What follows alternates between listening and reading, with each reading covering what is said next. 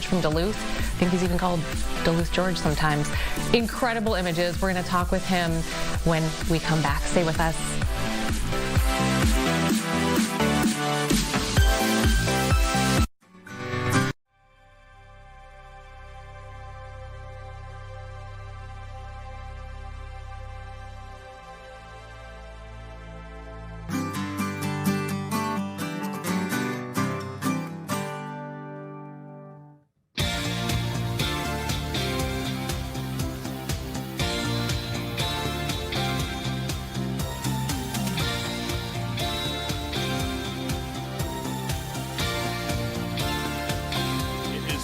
February 19th. This is the afternoon shift. I'm Adam Lorenz. And I'm Max Fuller. And we just saw Team USA, the women, just literally 3 minutes ago win the gold medal over Canada. Won gold in overtime, a thrilling overtime finish. They trailed 1-0 pretty much the whole damn game. Yes. Scored a goal late there in regulation. And then Megan Keller, plays for Boston, the Boston PWHL team, scores the game-winning goal, the gold medal goal for Team USA. And now our ladies are taking home gold at the 2026 Winter Olympics in Milan. That's right. We're going to have more on this incredible gold medal game at 3:30 with Alexis Pearson, the Frost play-by-play announcer.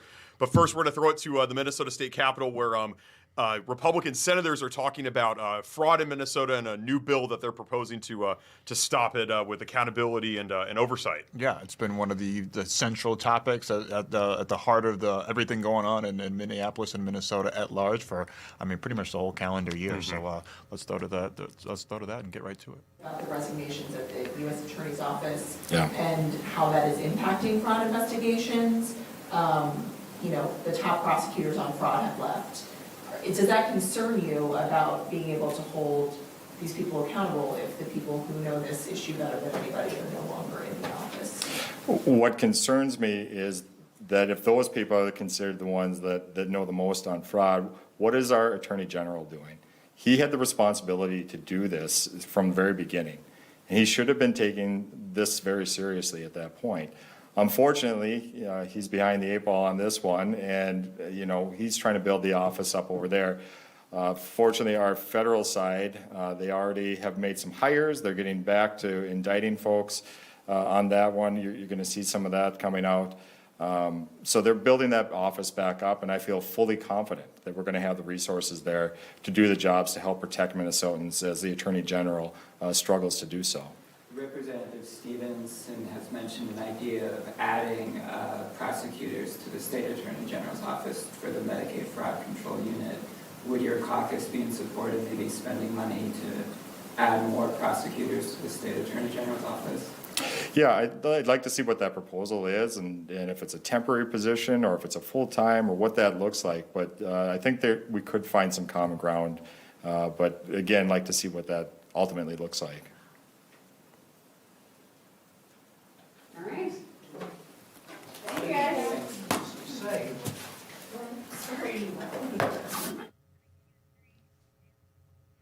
Those were Republican senators talking about fraud and accountability and trying to find ways to stop it. And they were mentioning Keith Ellison's name, the Attorney General there. So we'll see. Like you said, it's been an ongoing story here for the last month or so. Absolutely. And I would assume the 5 o'clock news right here on Fox 9 will have more on that very hearing. Right? Absolutely. Let's set up the rest of today's show. We talked about USA women's hockey winning the gold medal. The snowstorm yesterday completely came out of the blue. It was not forecasted to be like that. Crazy. 7 inches here in the metropolitan area. There were other areas of Minnesota that got hit with not inches, feet of snow yesterday. Yeah, it was an absolute disaster for pretty much anybody that works a 9 to 5 trying to get home yesterday, no matter what distance you live away from work, let alone if you live a significant distance home from work. So I know that pretty much everybody in Minnesota was going through it yesterday. It was completely unexpected. Yeah, and because it was so unexpected, a lot of people didn't stay home and work remotely if they have jobs where they're able to work remote. So everybody was out and working, and it didn't really hit until 1 or 2 o'clock, and so I think people just kind of got caught really, and it led to really disastrous road conditions. Yeah, for sure. And even this morning, a lot of roads still were not great, and it was took a significant amount of time more than usual to get here. Absolutely. So we'll talk about that. Marijuana in Minnesota. This is such an ongoing thing, and I feel like nobody really knows what's legal and what's not. There have been so many proposals and rule changes and what you can and cannot do. We're going to have somebody that's going to be able to help us try to make sense of the latest as it stands today. Yeah, and I think this is more so about the hemp side of it. This correct. is not necessarily the marijuana plant, recreational marijuana, but hemp, which comes from it is the same plant as marijuana, but it's not used for the psychoactive effects. Hemp is used for lotions and ropes and clothes and all types of stuff. And it's kind of caught in the crossfire here because some of these bills, like I think the bill to reopen the government actually included a little bit about possibly get a hemp ban, which affects a big economy here in Minnesota. It definitely does. It definitely does. So we're going to talk about that. The Gophers women's basketball team, they took down number 10 Ohio State yesterday. A huge win. Their fourth win over a ranked opponent. Their first game as a ranked team, and they picked up the W. Yeah, and it's like 9 wins in a row. Or 9 wins in a row. Something like that. Our ladies are playing some of the best ball, not only in the Big Ten, but all the NCAA. Men or women. Yes, extremely hot. Only 2 games left in the women's college basketball season for Minnesota. It's crazy. Yeah, so virtually a lock for the tournament. Just it's a matter of where, not if. Correct. So we'll be Tony Liebert, our friend from Bring Me the News. We're going to talk to him. We're going to continue our Black History Month segment at 4:20. And then earlier today, Minnesota mayors held a press conference talking about ICE in their cities and kind of the road to recovery and that sort of thing. So we're going to be hearing from some mayors as well. Yeah, and there's a variety of different mayors across Minnesota, and I'm curious to hear what they had to say. Absolutely, including the mayor of Eden Prairie, which is where our studio is in right now. So sure. We'll be hearing from all of them. Let's get into some headlines here. We talked about Bruce Springsteen and his song about, I think it was called Streets of Minneapolis. The Irish rock band YouTube, they released a new song called American Obituary, specifically about Renee Good in Minneapolis. Have you given this song a listen? No, I haven't given it a listen. I know a lot of people still have a personal grudge against YouTube when they forced their album on everybody's iPhones back in the day. Do you remember that? Oh, I'm completely You've unfamiliar never with heard of this? No. There was a time when there was an update for everyone's iPhone. Pretty much everybody that had an iPhone, Okay. you had to have. They automatically downloaded U2's new album. They had some type of deal with Apple. Interesting. They automatically Smart, downloaded. yeah. No, because everybody hated it. Everybody hated on it, their and phone. they never did it again. They never ever implemented that ever again. You remember that, right, Grace? Oh yeah, do you remember the Ed Sheeran one too? When anytime you'd open iTunes, it'd play the A-Team by Ed Sheeran. Did that happen to you guys? No, I don't even remember that that one. either, yeah. I remember the U2, but I don't remember the Ed Sheeran one. Yeah, the A-Team. Anytime I opened up my iTunes app or whatever, because back in the day you'd buy your music, and it would play the A-Team by Ed Sheeran, and now I can't listen to that Wow. song. Yeah, no, it permanently altered a lot of people's opinions on YouTube. They still hold a little grudge against them, but if you know anything about the Irish people, man, they're always down to fight. Not only their own fight, but everybody else's fight too. Irish people are always down to stand up for the oppressed all around the world. Yeah, U2 has been very outspoken on American politics in years past, and this certainly no different. Here's some of the lyrics. Renee Good, Born to Die Free, American Mother of Three, Seventh Day January, a bullet for each child you see. So pretty powerful song. I was completely unaware of the iTunes relationship that they had. Yeah, it was a big controversy because a lot of people were upset, not just because they didn't like the quality of the music, but they were just upset at the idea that Apple was automatically putting something on their phones. So it became a pretty big deal. Yeah. Give that song a listen. That's now 2 major artists that have brought up ICE in Minnesota between them and Bruce Springsteen. We just talked about Bruce Springsteen opening up his American concert on March 31st at the Target Center. Absolutely, it should be a lot of fun, and just emphasizes that the eyes of the world have been on Minnesota, on the city of Minneapolis for the last month. There's pretty much since 2026 started. Absolutely, Minnesota has been the main character of the world, world drama and world news. Absolutely.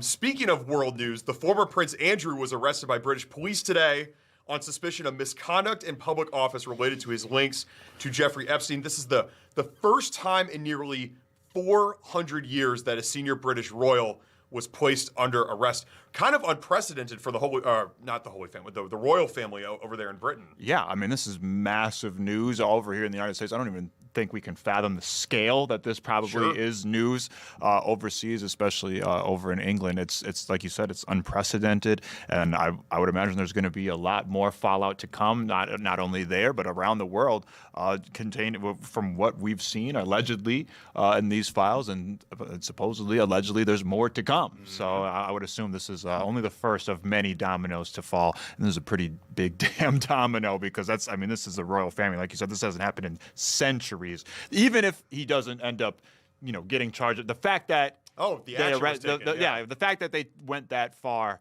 speaks volumes. Yeah, King Charles spoke out. He said the law must take its course. As this process continues, it would not be right for me to comment further on this matter. So it got the King of England talking there. So we'll see. This was a major domino to fall, and you're right. I don't even know what the American equivalent of this really would be.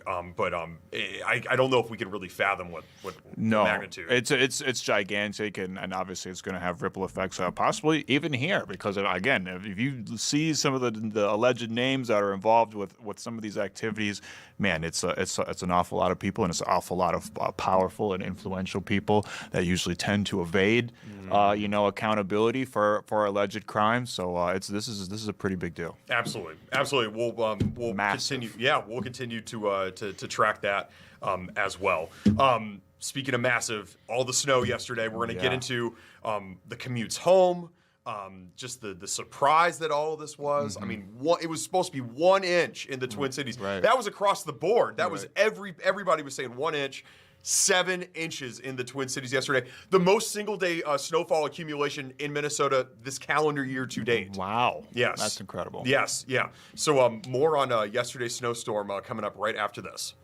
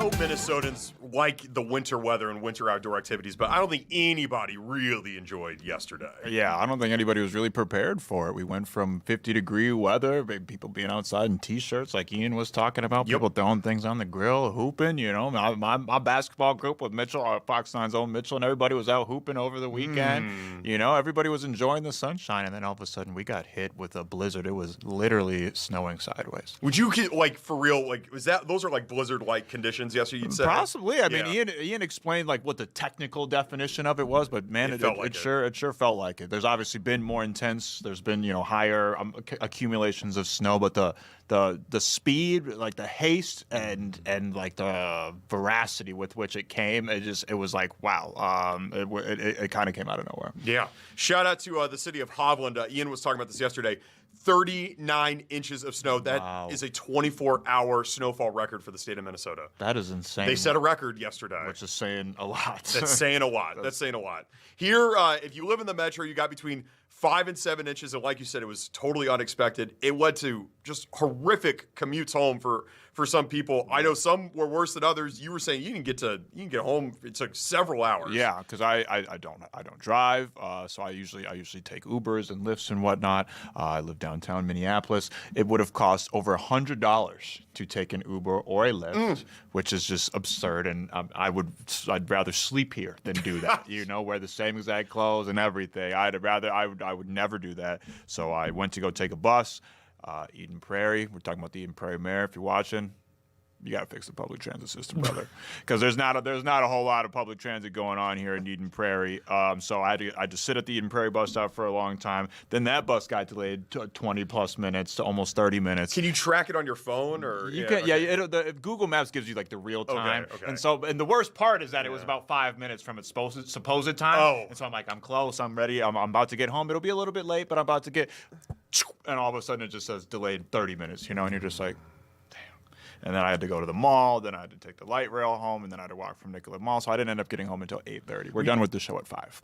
When you say the mall, you mean Mall of America? Mall of America. So you went to Mall of America. I had to go from here to the transit station to the Mall of America on the light rail to downtown Minneapolis to walk to a different part of downtown Minneapolis to where I live. Was the light rail on time either? Or probably. The light rail was good. The light rail is usually good in those situations. It's a train. It can kind of power through all that stuff, and I feel like they had enough time. By the time I got there, because it was several hours. You know, by the time I got there, I feel like they were able to clear off the tracks a little bit. But in general, it was a nightmare. I mean, even if I had been able to drive, it was an hour and 20 plus minutes to get to downtown Minneapolis. You could probably attest to that. And it's only, a 20-minute drive for me. It's probably about a 20-minute drive for you as well. Yeah, it was brutal. And I will say this much. I was scared. There were points where I was scared yesterday. Yeah. And I don't say that lightly. There were points where I had no control over my vehicle. One point, it was heading right towards a fence. And the curb saved me. Wow. And I didn't really realize the importance of curbs until yesterday. I'm truthfully speaking, I did not really. I would have crashed into a fence. And it wasn't because I was going fast. No. I was tapper slow. I did all the there was no control over these cars yesterday. I saw more accidents yesterday than I've ever seen in a commute home ever. And I don't think that these are inexperienced drivers that were getting into these. I think these are very experienced winter drivers that just the conditions yesterday just like really caught people off guard, I think. I was telling Paul that yesterday. It's just like there is people, you know, Minnesotans, we like to play up, you know, our snow and our winter expertise. In some ways, we do have some survival techniques. But when it comes to driving, it's kind of a free for all, man. You can be the best driver in the world. You could be Lewis Hamilton, and you can't drive in these conditions. You know what I'm saying? Like it's hard when your wheels are losing traction. There's other stuff at play besides your abilities. You know, like it's almost impossible to drive, right, Grace? I mean, you had some driving troubles yourself. I had some major driving issues. So I drive a little 2-door Honda Civic. She's a little thing. She's about 2 inches off the ground, seriously. And I was going up a hill, and then all of a sudden I wasn't going up the hill, and I was actually sliding backwards. Oh my gosh. Wow. I was completely stuck, and the guy behind me was just getting closer and closer and closer to me, but I knew I needed to reverse, but if I reversed, I was gonna hit him. So of course, you know, panic, call my boyfriend, being like, can you please come rescue me? Because you should not get out of your car in these situations. When the roads are icy, you need to stay in your car. And I knew I needed to be pushed. So luckily there was a very nice man who came and rescued me and like helped me like turn around because he knew I wasn't going to make it up the hill. And then I ended up parking my car in a random parking lot overnight. I have no idea where I was. I couldn't see any of the lines on the ground. So Ian came and picked me up, and we went right back up the hill, and there were actually, by the time we got there were 5 more cars that were stuck. So Ian got out and like helped push them all up. But that's just such a Minnesotan guy thing. I feel like where everyone, like, it's kind of funny. Like Ian joined like a group of like 4 other guys, and they just were pushing car after car up the hill. But again, like, none of the roads, no one was ready for it. The roads weren't pre-treated. We'd had a wonderful warm weekend, so it was a sheet of ice, and and then the snow over top, it was just wet and heavy. So it was just a nightmare. Yeah, I do gotta say, as a guy, you feel like Superman in those moments. you feel like the bat signal went up in those moments. You absolutely, you'll hop out of the car anytime. If I see people even outside my window, I'll go put my stuff on. I'm inside chilling. I'll go put my stuff on just to help them push that car. And we'll recruit as many guys, other dudes as we need to get that car moving. Because that feeling of satisfaction when you get it rocking, and you get it out of the snow. I mean, Ian definitely came back with a smirk on his face. Oh, for sure. And put some hair on your chest. What is the rocking? What is I'm unfamiliar with the this. rocking helps get it because it's usually the tires are stuck in like a divot of snow, of mud, of slush, and it's like so stuck in that divot that once you get it rocking, that you can kind of start to make the divot a little bit more. It's almost like you're digging a hole. Okay. The motion is woo woo woo woo woo, and then eventually you can rock it right out of that hole. Yeah, it's.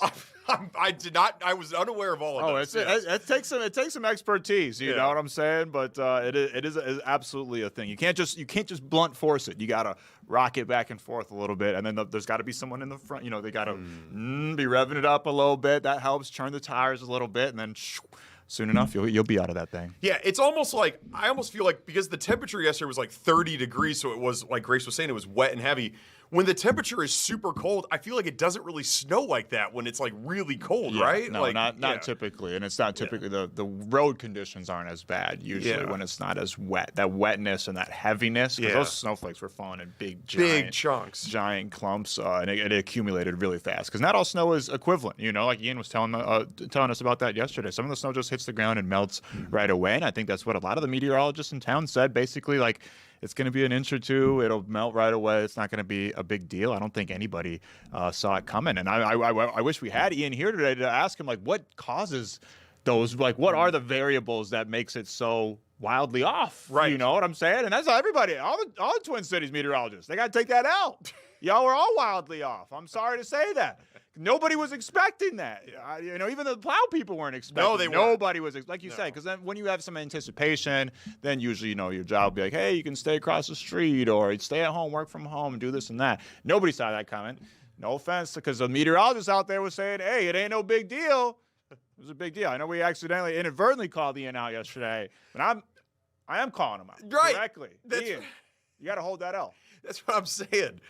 That's what I'm sorry. It just shows you the power of Mother Nature. It too, is. Because these guys are the best. Ian Leonard. He's the best of the best. He's the best in the business. He's the best of all time. But sometimes you cannot predict what Mother Nature is going to do. Right. You just can't do it. Especially here in Minnesota. It's always unpredictable. And it's just, it's like, and it's weirdly, I'm reading here, though, that there was what they call a snow hole. Not inventing that. It's straight from Fox9.com. Some parts of central Minnesota, little to no accumulation of snow whatsoever. Yeah, I saw it. Areas not even far from here had 0 inches of snow. It was just like, obviously the people in the north, they got really crushed. Yeah. But here, like, in the metro but there were cities about an hour away from here, and it was 35 degrees. It was fine. Yeah, Everything was okay. No big deal. Yeah. But then there's places, here we got, dang near 8 inches. I know MSP got it right around, it's like 7.5, 7.6, something like that. I'm going to pull up a graphic because I can see if whoever the meteorologist is today starts messing with it, but you can see the snow totals right here. Okay, well, let's see here.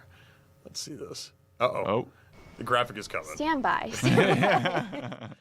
It's coming. It's coming. Here it is. There we go. There it is. That's what I'm talking. I saw this on the morning news. Look at that. A giant gap where there's nothing. Hinckley, North Branch, St. Cloud kind of area, Crazy. not really getting pelted too bad. And then you got the dark purple up there in the north, and then it kind of, like Ian said yesterday, kind of almost makes a little curve, like a curling style, like a shot in curling. It makes a little curve right there coming down to that to the southwest metro area, kind of in the Twin Cities, Faribault, Minneapolis-St. Paul type region. Yeah, I again, that was scary. It was scary driving home yesterday, and I think there were a lot of people that were a little kind of spooked and frightened on the roads yesterday because they were like, this is not It happens normal. every time. It happens every time there's snow. Everybody kind of gets a little extra cautious, and sometimes even that extra caution is kind of what makes you almost get into an accident. Right. You know. Yeah. I will also say this much. I know you're talking about the Eden Prairie transportation.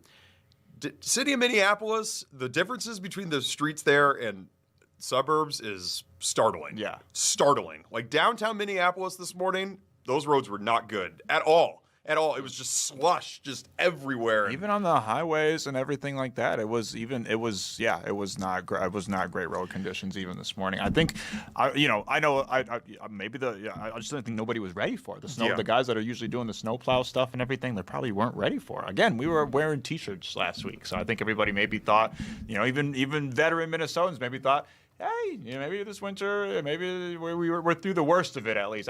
Regardless, the cold always comes back. It's the snow is a question mark, Like there's always the fake spring, and the cold always comes back. But I don't think anybody expected that level of snow. How did you manage walking yesterday from the light rail? Because it was probably really bad on the sidewalks too. I'm guessing. Yeah, it was deep, it was slushy, it was sloshy all over the place. Even just like on every sidewalk, on every street, it's like you kind of have to just have to take the L and walk through this deep snow because if you're trying to be on the street, you don't want to be, with cars losing traction and stuff like that, you don't want to be anywhere near the street, near those cars. So luckily I had my boots on. Yesterday was the one day of the week. I'm like, I didn't bring a sweatshirt. I'm like, it's been nice out. So I didn't bring a sweatshirt. I packed the lighter jacket yesterday. I pretty much was completely unprepared, much like the rest of Minnesota. Yeah. That was a day I will not forget anytime soon. For real. That one left Your Minnesota wings. That got me Minnesota wings. That left a lasting legacy for me.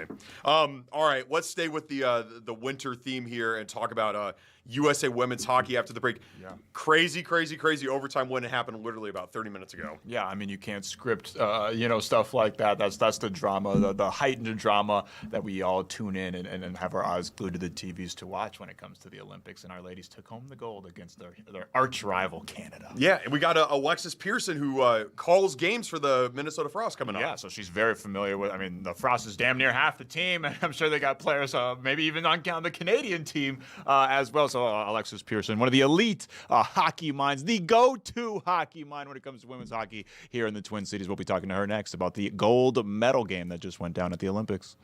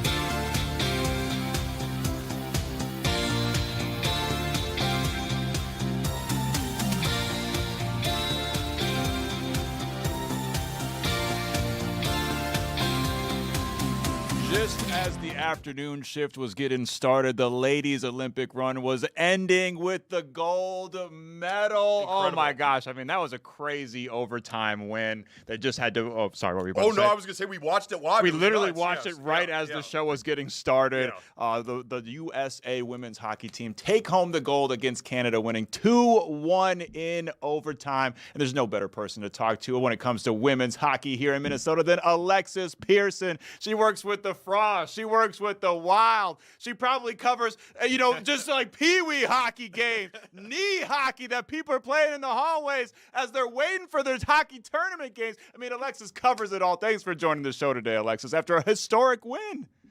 Thanks, Max. This timed out well, you guys. I mean, we couldn't have planned this any better. I am still running on adrenaline. I was trying to put off getting ready until the game was over. It timed out perfectly. I quickly got ready in 10 minutes, and here we are, fresh off the win, ready to talk about it. I know. I was just like, if they don't finish overtime, what the hell are we gonna do? We're gonna have to keep pushing this back, and we were looking it up because it doesn't go to shootout in the Olympics, right? It'd be like this 3-on-3 sudden death if it would have went past overtime. Does go to a shootout, actually. I don't know in the gold medal game if it does. I know in earlier games it will go to a shootout, but I don't know exactly how it works actually in the gold medal game. But that's why they give you 20 minutes of OT in the Olympics, because no one wants a shootout. We want an overtime goal, and we got one, and it didn't even take that long, and it was beautiful. That's awesome. Alexis, can you walk us through exactly what happened for those of us that didn't see it? I know Megan Keller is the one that got the game-winning goal.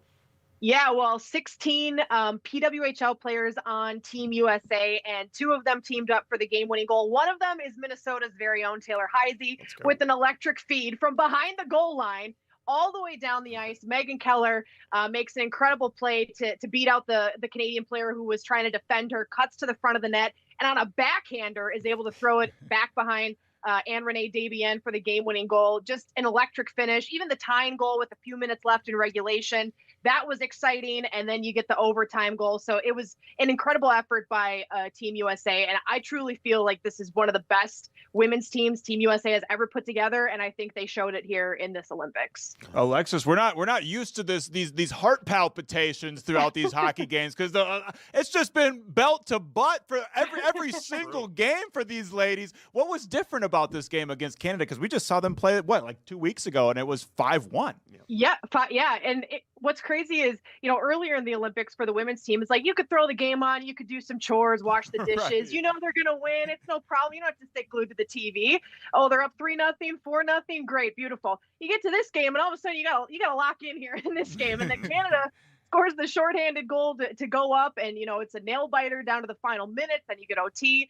I think in this game, Canada came out really strong. I thought they were the better team in the first period, even though it was 0-0 after 1. And obviously, I think a lot of people expected that because of the way the last game went between these two teams earlier in the Olympics. There was no way Canada was going to get beat like that again. So I was not surprised to see Canada come out strong. They made Team USA really work hard, and I think Team USA looked a little discombobulated at times in that first period. I don't know if it was the push from Team Canada, just the adrenaline of the gold medal game. Whatever it was, they seemed a little out of sorts. By period 2, they got it figured out. They made that push late. They started to play a little more cohesively, and I think one of the stars and biggest pieces of the game was Erin Frankel between the pipes for Team USA. Anybody who watches the PWHL on a regular basis knows how incredibly awesome of a goaltender she is, and the entire world got to see that on display here tonight and throughout the entire playoffs. That's awesome. That's awesome. Alexis, what does this mean for USA women's hockey going forward? This is their 7th straight win over Canada. I mean, have they just kind of cemented themselves as the nation for women's hockey now? Well, this year, especially of international play, Minnesota, Team USA has absolutely might as well be Minnesota. At this point, yeah. They have absolutely owned Team Canada at all the different tournaments and whatnot. The women have done an incredible job in those games. But if you look at the bigger picture of the history of Team Canada versus Team USA in these big games in the Olympics, Team Canada has had the edge. Team USA has only won twice in the gold medal game against Team Canada. And obviously women's hockey hasn't been around in the Olympics as long as men's hockey has, but Team Canada has had the edge there. But this year in international play, Olympics and everything else, Team USA has had it figured out. And coming into the Olympics this year, Canada was the underdog for a lot of people, and Canada did not like that. You heard a lot of the players saying we don't don't accept that. We don't accept that take. We are not the underdog. And I think you saw that in the Olympics here, that Team USA is not to be messed with. Like you said, Max, I mean, they took care of business relatively easily up until this gold medal game where they really had to use some elbow grease to win this one. But what a finish it was. And I'm glad it was a game like this. You don't want a 5-0 gold medal game. You want something that's exciting. You want something that's memorable. And we got that here. Team USA, as of right now, as of this year, seems to be the top team to beat. Right. You want a game that makes heroes, especially on the stage like this. And speaking of that, that's, we kind of just talked about it on the macro level, but don't you think on a micro level, I'm starting to see a lot more people talk about individuals on this team. Like we just mentioned, Taylor Heise. She's become, I mean, like the face of women's hockey now. Yeah. You mentioned Aaron Franklin. Like we're starting to see more like stars being born, and that has to be nothing but good for the PWHL, right? That's the beauty of this movement of women's hockey and the PWHL that we've seen. I think over the course of women's hockey's history, and especially at the international stage, when you get those big games, you see people talking about it, right? People get excited for these big games, whether they watch hockey, women's hockey, or no sports. When it gets to this level, people get excited.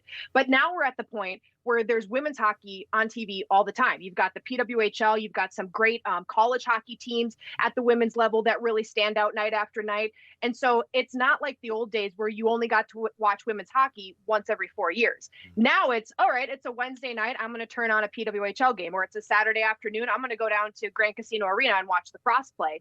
And so beautiful about what is happening is now it's not just, oh, like the women's hockey team is good. It's, hey, look at this player. Hey, look at what that goaltender did. That's my new favorite player. I want to buy that person's jersey. I want to go to a game and see this player in person. So like you said, you're seeing this at a micro level now. These players are rising, not these teams. These players are rising to stardom, and people know who they are and they're talking about them. And it is so fun to watch and to kind of be witness to this. It's sad it's taken this long to get to that point, but man, am I glad to be a part of it and get to witness people fall in love with these players. It's such a great point. You're right. People are talking about individual players in addition to Team USA. Before it was just, the Americans, but I think it's great. And these days, that's the key. We've seen the same exact thing in the growth of the WNBA. People start to get invested in the personalities and the people. And that's just kind of, we talked about that even just on a news level earlier today, that people are invested in the personalities and the individuals more than brands these days. Absolutely. Absolutely. Speaking of the PWHL and their players, what's next for the Frost? When do they get back stateside? When does the season pick back up? So the season picks back up at the end of February, much like the NHL does. The Minnesota Frost won't be back home until a little later in March, but everyone starts getting back in action here in about a week. So after today's game, everyone will head back to their respective PWHL teams, and they'll pick right back up where they left off. And then we've got about 2 months left of the regular season, and then in May we hit the playoffs again, and the Minnesota Frost will be looking to three-peat. Let's go. I want to ask you about the Wild in just a second, Alexis, but while we're still on the topic of the Olympics, was there actually, I haven't gotten any clarification about this, was there actually on Team USA and on Canada former people two people that were in a couple and then broke up and then they're playing against each other? They were playing against each other today? I heard some type of story about there was a couple, one on Team USA, one on Canada. Okay. I don't know if they're shooting a second season of Heated Rivalry and I'm just being punked here. And if they are, I'm in. But if it's real, I'm also in. But that's some high-level drama right there. Okay, I'm going to have to dig into this tea. Thank you for bringing this to my attention, Max. I did not hear about a breakup and then a matchup against each other. There is many couples that have played against each other in the PWHL and in the Olympics, actually. And even like Laura Stacey and Marie-Philippe Poulin are married, and they both play for Team Canada and play on the same line in Montreal for the PWHL as well. So there's many couples out there. I haven't heard about this breakup and then play against each other, but I'm on board for the drama. You know me, Max. So I'm going to have to look into this. Yeah, please spill the tea when you figure it out. Because again, it might just You'll be the season first person 2. I text. Thank you. It might just be season 2 of Heated Rivalry. And if that's the case, I'm here for it too, but I hope it's real. That's awesome. Great teaser for it if it is. Right. Okay, now back to the men's side. I believe they were back at practice yesterday. When is the Minnesota Wild season kick back up? They're back at practice. Obviously, the guys who are playing in the Olympics aren't there yet, so it's kind of a limited practice with who's still here in Minnesota, not participating in the Olympics. But their first game back is February 26th, so that's next Thursday. They've got back-to-back the 26th and the 27th of February. and then they roll right into the weekend with a game on March 1st and a heavy schedule to close out the season. It's anytime you've got that Olympic season, everything feels so condensed. You've got a lot of games up until the break. You've got a lot of games crammed in after the break. The Wild actually, heading into I believe it was the end of the calendar year, had played the most games they had ever played at that point in a season this year. So they had played, I think, 42 or 43 games. So they were over halfway done with their regular season by the time the calendar rolled over. So it's that time of year, or that type of season with the Olympics. Everything is kind of crammed together, and the Wild won't miss a beat. They'll pick right back up in game action next Thursday. Alexis, let's get a prediction for tomorrow's USA-Sweden semifinal match. What do you think? Oh my gosh. I mean, the game yesterday was back-to-back overtime games should be criminal. I mean, I can't, I have anxiety without all this going on. Right. So, I mean, we can't be doing this every day. So I do think it's going to be a close matchup, though. I'm going to say, after the overtime win the other day, I think Team USA takes care of business again. I think they come away with a 3-2 win, but in regulation, because I'm done with the overtime for now. You want to do overtime again? You can do it in the gold medal game. No more until then, please. Yes.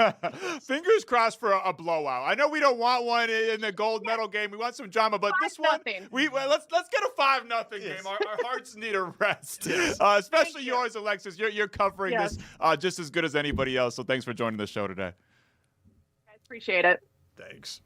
The hockey drama has been crazy in these Olympics. A lot of overtime games. Today's game, and I think tomorrow's game is going to be a really good matchup too. Yeah. I think Jesse was telling us, Sweden full of NHL players, just like Team USA. Absolutely, well, at least 3 or 4 Minnesota Wild players on Team Sweden, Yes. and obviously the Team USA is loaded up with NHLers as well. So it should be high level drama. And this time, I misspoke the other day, but this time, trip to the gold medal game on the line. That's right. And hopefully, and I know it would be tough for USA, but I'm hoping that Canada wins too, because I think everybody wants to see that matchup. Sure. Yeah. Especially after the women just beat Team Canada. Let's get the rematch. Let's go 2-0 against these bums. That's right. I like it.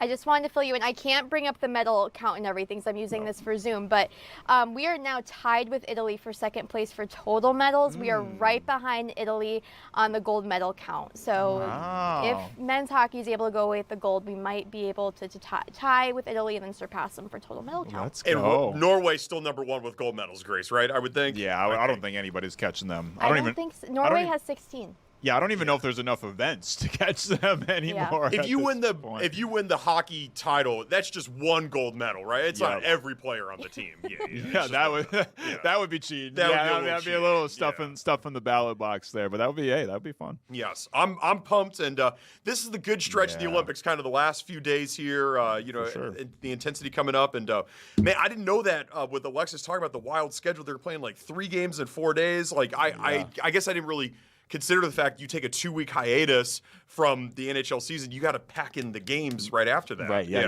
You got to condense that schedule. Like Jesse and Alexis were telling us that they played a record amount of games prior to the Olympic break, trying to fit in as much as possible. They're going to have to do the same thing to get back on track here, because the NBA and the NHL, they're always kind of vying for who's going to be last, who's going to be the last one to go out. I feel like the Stanley Cup and the NBA Finals are always trying to extend as long as possible. So they gotta get back on track after this 2-week break. No doubt. We're gonna switch the conversation to the Minnesota Office of Cannabis and their hemp laws and regulations. Stephen Brown, he's the CEO of Nothing But Hemp. It's a Minneapolis-based company. He'll be joining us to talk about the latest with where everything stands and what you can and cannot do. There's a lot of convoluted language and whatnot. I think Steven's going to help us make sense of all of it. Yeah, absolutely. And I know a lot of people are very curious about some people's livelihoods are riding on what happens with this hemp ban. Absolutely. Stephen Brown coming up next. Don't go anywhere.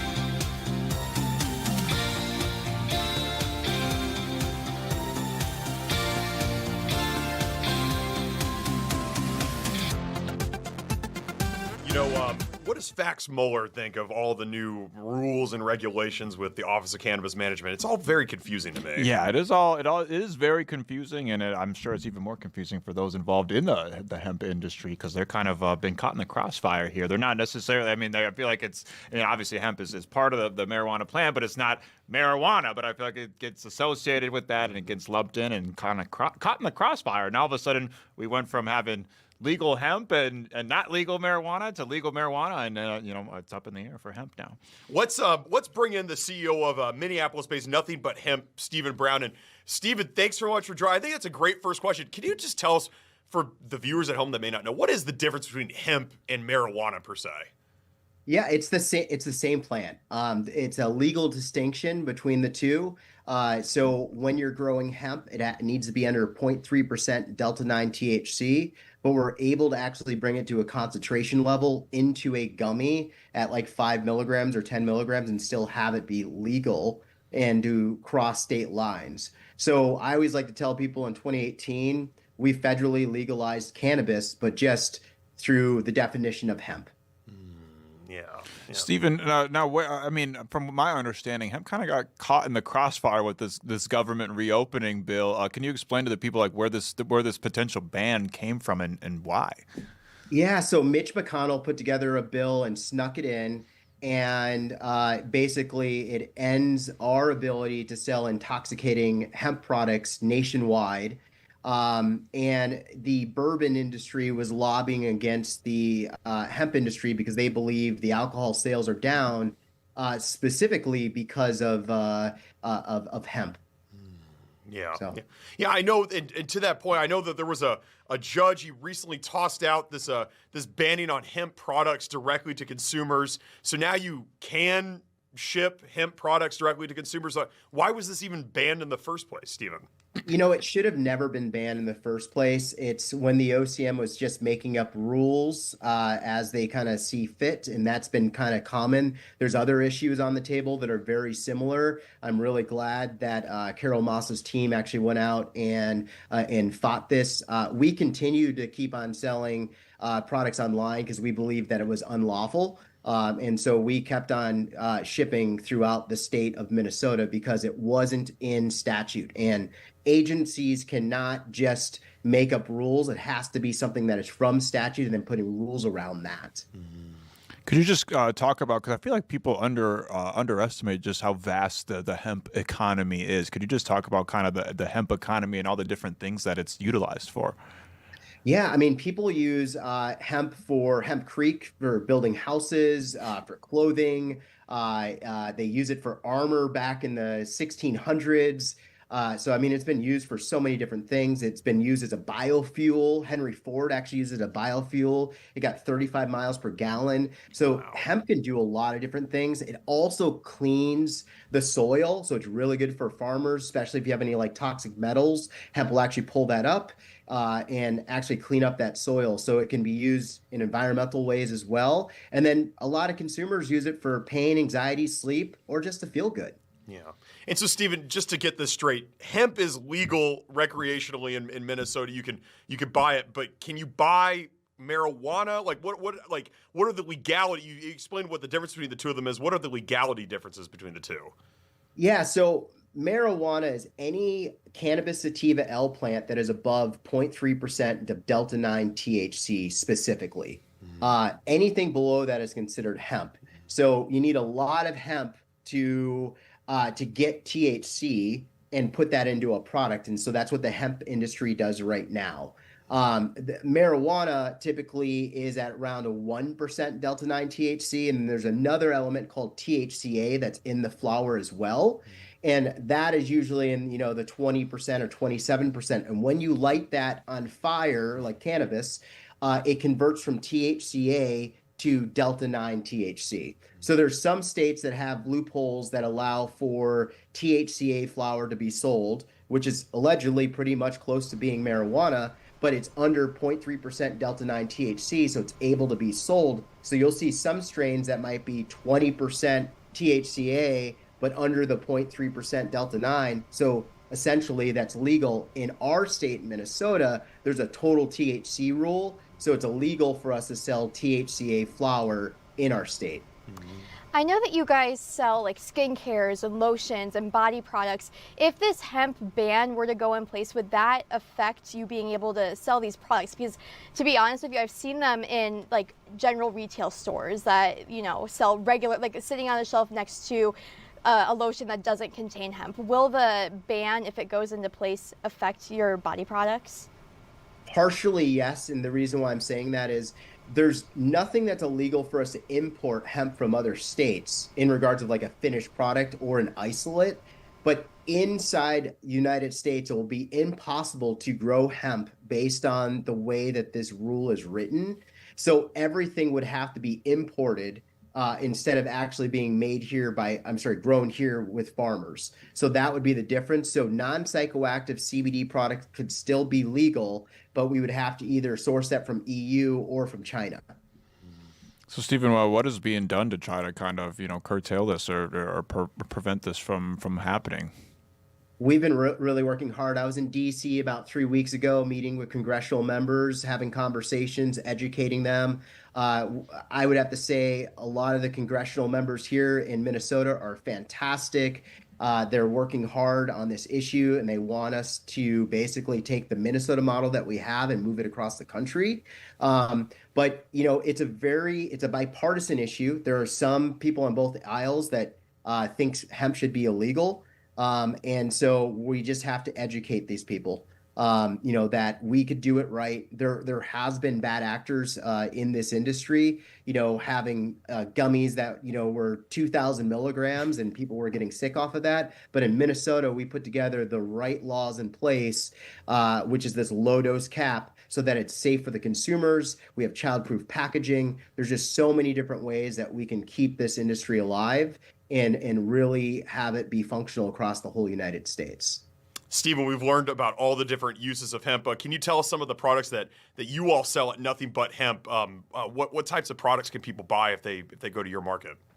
Yeah, so we're a manufacturer. We manufacture about over 1 million gummies a month out of our facility in Minneapolis. We are also a retailer, and our products are in about 300 stores here in Minnesota. So gummies and beverages and tinctures and beverage enhancers are all different things that we make right here in Minnesota. And then we also co-pack and make a white label or private label products for companies all over the United States as well. Wow. Stephen, now when would this possible ban go into effect?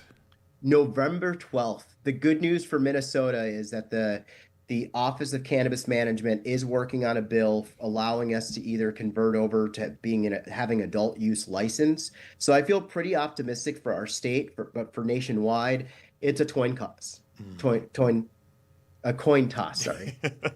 We're excited to kind of see how this all plays out. We've been covering the ongoings of the OCM here on the show. So, Stephen, we appreciate your perspectives, and please check back in with us with any updates that you may have. All right. Thank you. You have a great day. Thanks so much. Thank you. All of that, he explained that very easily. I feel like it's very confusing for a lot of people, all the what's legal, what's not, what's actual marijuana, what's not, but it seems like the hemp stuff, I mean, there's so many different uses for it. Did not know that it helped build homes, and Henry Ford was using it to help build automobiles. I mean, that's crazy. Yeah, it's an incredibly versatile plant. It can be used for a lot of different things. And yeah, I think it's even confusing clearly for our lawmakers, because they don't necessarily sound like they comprehend all the different uses of it and the inherent value of it. Yes. I mean, Stephen himself was in D.C. talking to lawmakers, trying to educate them on what exactly hemp is and what it's not. So hopefully more to come on this, and we'll see what ends up happening. We're going to bring it back to sports. Minnesota women, Team USA got their 7th straight win over Canada.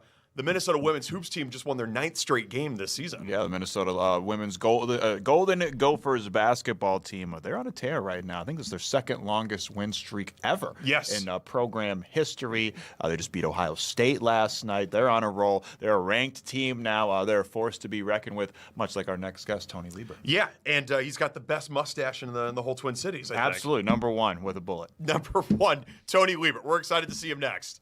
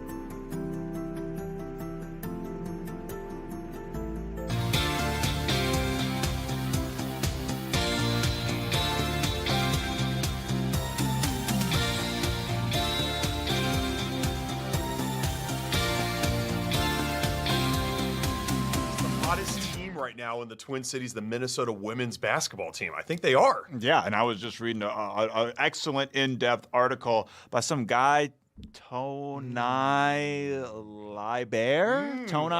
Liber. You ever heard of him? Yeah. This kid's got something here. I think he's got a bright future. He's got a bright future. We love having Tony here. What's up, Tony? Not much. Thanks for having me. Thanks for being here. What's up with the Gophers? 9 straight wins. They just took down Ohio State. I know this was their first game as a ranked team. Were they upset by not being ranked the week before? They just took out all their anger on the Buckeyes? Yeah, I mean, they played like it. They played very well. Ohio State's one of the best teams in the Big Ten, and the Gophers took it to them. They had a great performance on Wednesday night, and they looked much better than the 23rd best team in the country. If they take care of business on Sunday as well, I think we're going to see that ranking increase a lot, or at least it should. And they had a really good performance against Ohio State. Tony, speaking of that performance against Ohio State, again, to mention this article, this guy, you should really check him out, Tonai Liber. He's brilliant. He was talking about Sophie Hart, how the Gophers women's basketball team tend to kind of rely, maybe some would say overly so, on their starters, but it sounds like Sophie Hart is an underrated bucket getter. Talk about her role in yesterday's win. Yeah, so anyone who's watched the Gophers, they're kind of built around their guards. They have 4 really good players that can kind of handle the ball, facilitate, and kind of play like a combo guard position. They almost, Amaya battles their point guard, and then they have kind of 3 players who play the same position: Grace Graholski, Mara Braun, and Tori McKinney. And then Sophie Hart's their post player. And I think she's the most improved player on their team from last year. When they, I guess, are running into trouble in the middle of the game and they're struggling to find a bucket, they can go to her in the post, and she'll deliver some really highly efficient offense as a post player. And she's really improved her defensive game too. And I think that's what makes their starting lineup so tough to defend, and that's a big reason we've seen them win 9 in a row. Tony, you just brought up Amaya Battles' name. She moved into second place all-time in the assist category for Minnesota women's basketball. Can you talk about her career? This is a big milestone for her to get to that point.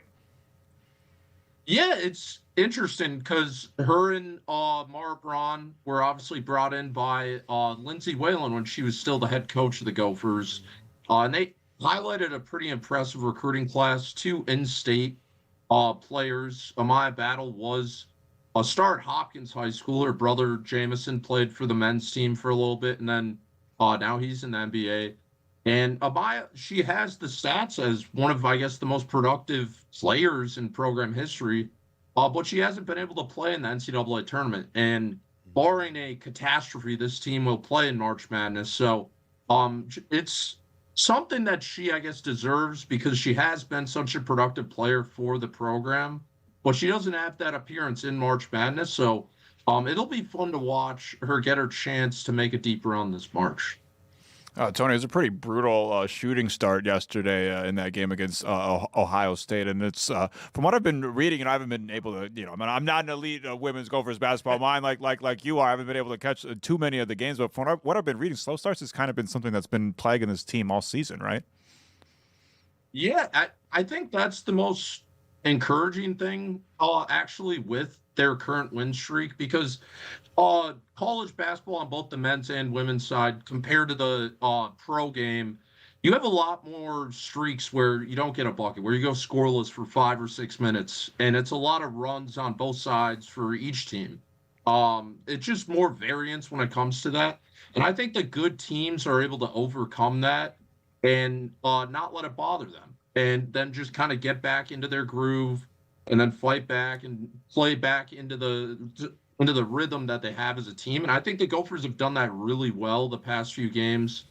They started slow against Wisconsin last Sunday, and they started slow on Wednesday against Ohio State. And they didn't bat an eye. And then they just kind of were like, we've been here before. They have senior leadership. And those are the moments where when you get into March and you're playing in a single elimination tournament, those are the moments you can lean back on and take a deep breath and not panic if you're down by 10.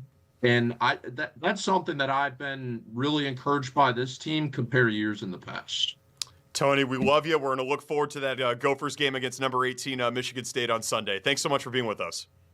No problem. Thanks for having me. Thank you. Hey guys, just jumping in yes. here. There is a press conference happening, kind of an impromptu one that we didn't know about, following a court hearing on Minnesota refugees. So we'll take a listen to that. Back to their families and the communities where they belong. But that protection will expire next week. Without a new court order, the government has made it clear that it will continue to arrest and indefinitely detain lawfully present refugees in Minnesota. In fact, only yesterday, the government released a memorandum stating that they intend to take their unlawful policy of arresting and detaining refugees national. The government's actions here in Minnesota are unprecedented and dangerous, and they are part of this administration's broader campaign to strip immigrants of their legal status and deport them.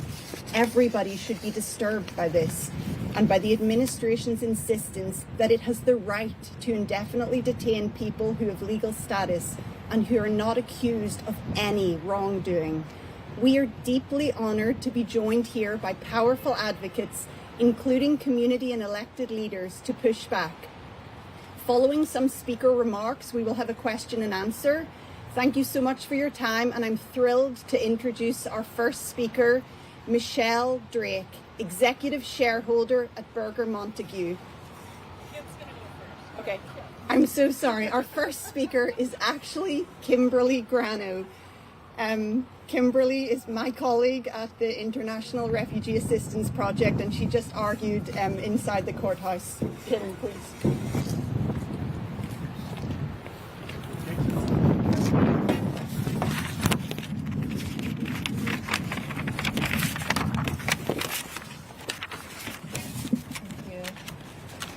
My name is Kimberly Grano, and I'm a staff attorney at the International Refugee Assistance Project, a legal aid and advocacy organization that provides direct legal services to refugees and other displaced people. Many of IRAP's clients over the years have found safety here in the United States after fleeing violence and persecution in their home countries. They arrived here to a new home, hoping they would never have to live in fear again. However, for many of them, their dream of living in safety and stability has now turned into a nightmare. One of our plaintiffs was at home when someone knocked on his door saying they had hit his car. They initially described a car that wasn't his, and he told them that they had made a mistake. They came back with a description of the correct car, and when he went to help them, they arrested him and sent him to Texas in shackles to be interrogated. Even though he is now back home, his wife still wakes up in the middle of the night petrified that the government is going to take him away from her again. Since the passage of the Refugee Act in 1980, refugees have been admitted to this country and applied for green cards after a year without incident. Until January, at no time has the government claimed that they're entitled to detain all refugees for days or weeks just because they didn't apply exactly at the 1-year mark, or if they have applied because the government hasn't acted on their green card application. In the government's arguments today, they pointed to a policy they announced just yesterday that claims that for 45 years, the government had it wrong. Refugees who have gone through extensive vetting and years of waiting are subject to mandatory detention on their 366th day in the United States. This policy is unlawful, nonsensical, and is terrorizing entire communities. Dozens of families have been re-traumatized, and most of them still don't know what will happen to them next. Tens of thousands of immigrants have been living in fear, too scared to leave their homes or go to work or school, for fear of getting snatched away. That fear will linger.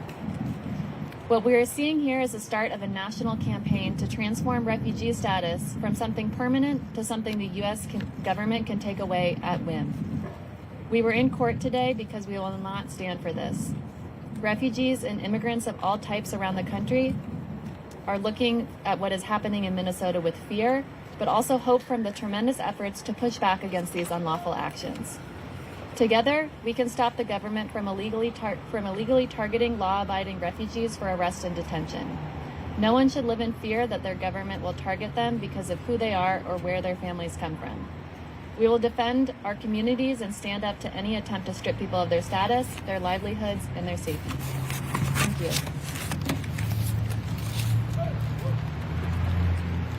Thank you, Kimberly. And our next speaker is Michelle Drake, executive shareholder at Berger Montague. And Michelle just argued inside in the courthouse.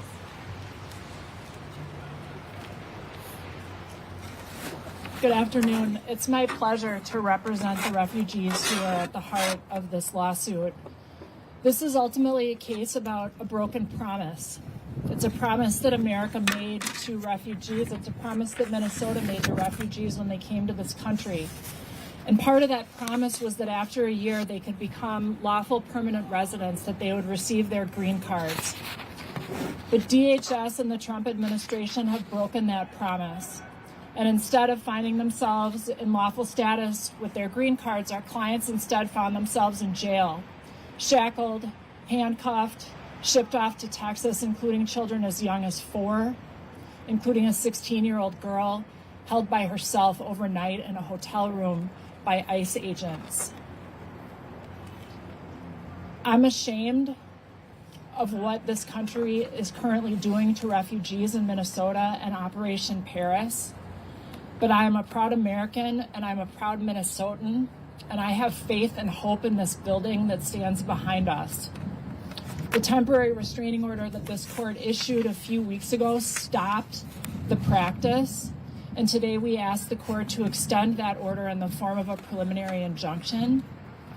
And that order is a step towards fulfilling the promise that we made, and to helping the refugees who are at the heart of this lawsuit achieve what they were promised when they came to this country.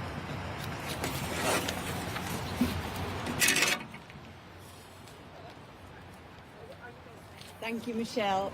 Our next speaker is Taylor Kohler. She's a staff attorney at the Center for Human Rights and Constitutional Law. Taylor.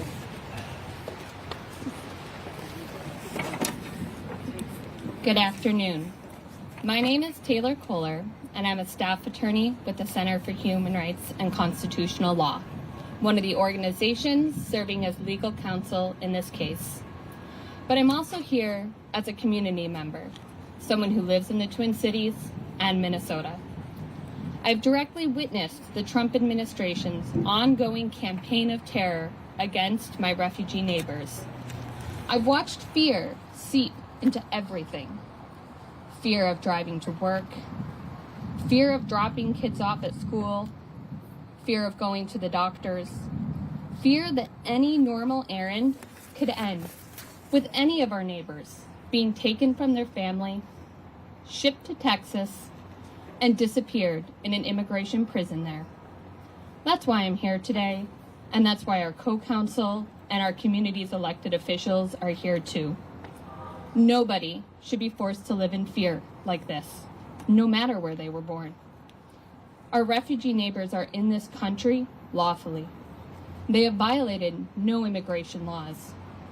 They survived persecution to arrive in our community where they believed they had finally found peace and safety.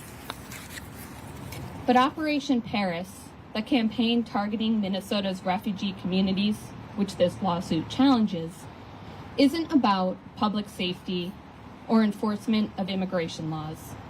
It's just another tentacle of a broader immigration agenda that feeds on racial scapegoating and public terror. It's an attack that harms our neighbors whose skin isn't white enough and whose accents are treated as threats. Our refugee neighbors should be living full lives, thriving lives right now. They survived wars and state-borne violence. They waited years for the chance to rebuild their lives here after undergoing a vigorous vetting process prior to being invited into our country. Minnesota welcomed them, we still do, and they are Minnesotans now. And now they deserve what all Minnesotans deserve. They deserve safety, they deserve peace. And they deserve to go to Art of World this spring and the chance to eat fried ranch at the state fair this summer. And to do so without looking over their shoulder for ICE. They deserve to live without fear. And that's why today's request for a preliminary injunction matters. Refugee communities have endured enough fear already. They should not have to endure more, because of the government's unlawful Operation Paris. We're hopeful that the court will grant this preliminary injunction to protect Minnesota's refugee communities while this case proceeds.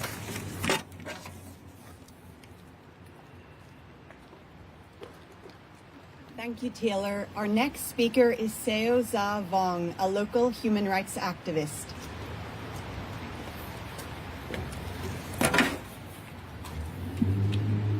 Hi, everyone.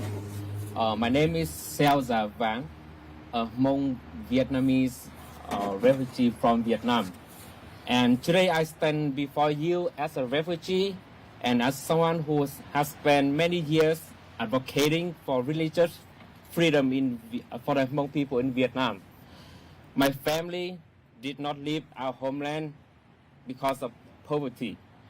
We left because of our Christian faith. No one wants to leave their own country, and no one wants to leave their home, their culture, and their ancestors. But when your faith is used as justification for oppression and violence against you, when the future of your children is compromised, you must leave because you choose life. The journey to relocate to another country as a refugee is long and painful. We wait for many years. We went through many interviews with the United Nations High Commissioner for Refugees. We had to tell our story again and again. The threats, the fear, and the persecution. Each time we told our story, we had to relive those memories. After that, we went through the U.S. government screening process, security checks, background checks, and medical exams. Refugees are among the most carefully screened groups entering this country. When we were accepted for resettlement to the U.S., it was not just a good news. It feels like a miracle. America gave us something we did not have before.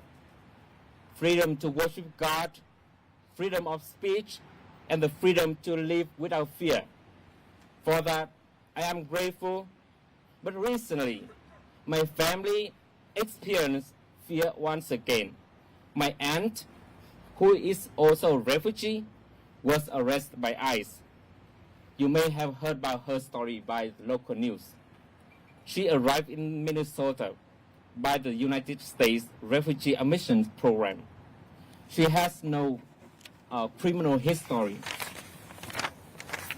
She was on the plane in Texas and almost deported back to Vietnam, the very place our family fled to survive.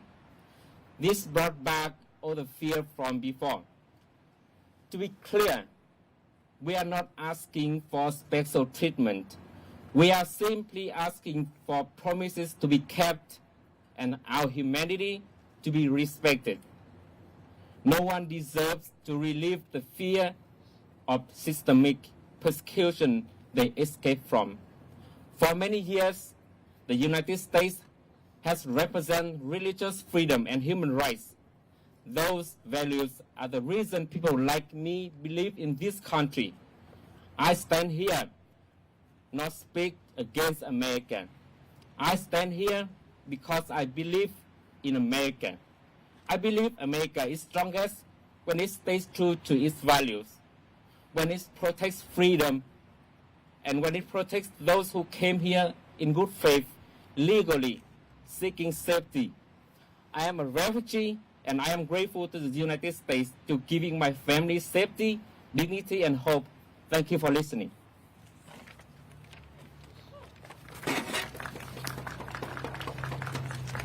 Thank you for that powerful speech, Seuza. Our next speaker is Michelle Garnett McKenzie, Executive Director at the Advocates for Human Rights.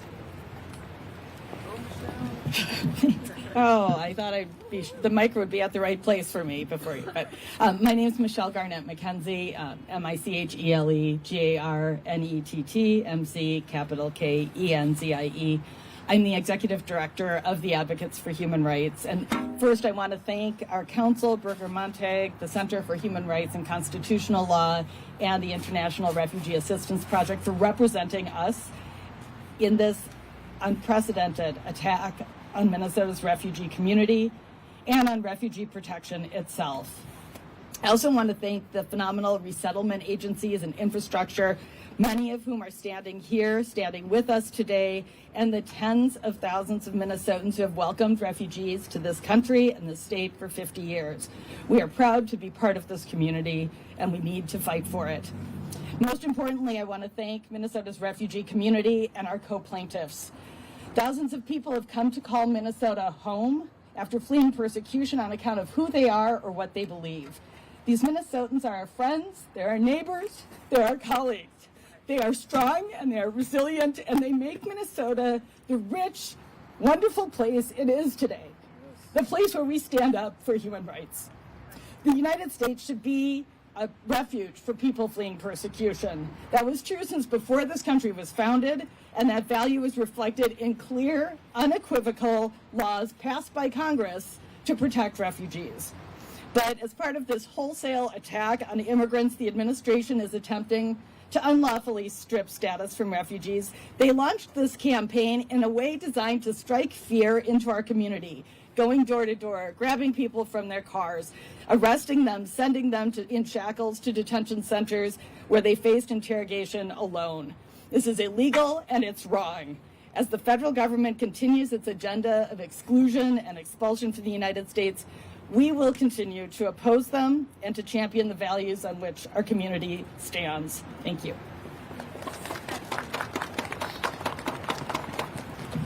Thank you for that wonderful speech, Michelle. We are very grateful to be joined next by our guests who represent in Congress the communities impacted by this unlawful campaign of terror against refugees. The first is the Honorable Tina Smith, United States Senator representing Minnesota. Thank you. Well, good afternoon, everyone. And I am so grateful to be here today with these leaders from Minnesota and the incredible work that you all have been doing, particularly with this lawsuit. So Minnesota has long been a beacon. It has been a place that has welcomed refugees and asylum seekers. This is part of our faith tradition. It is part of the civil infrastructure that is the undergirding for everything about this state. And we do this, we welcome people to this state because we know that it is good for all of us, that it enriches our community, that it brings the best and the brightest to make Minnesota what it is. This is part of our appreciation of the core humanity and dignity of every person, particularly people who have been persecuted because of who they are and what they believe. Operation Metro Surge and Operation Paris are a subversion of these values. They are an undermining of the rule of law in every way. They are undermining also our public safety. They have created a world in which people who live legally in this country don't feel free to leave their own homes. People across the state of Minnesota, not just in Minneapolis and St. Paul, who feel very vividly the risk of being questioned, arrested, detained, assaulted because of what they look like, because of their status.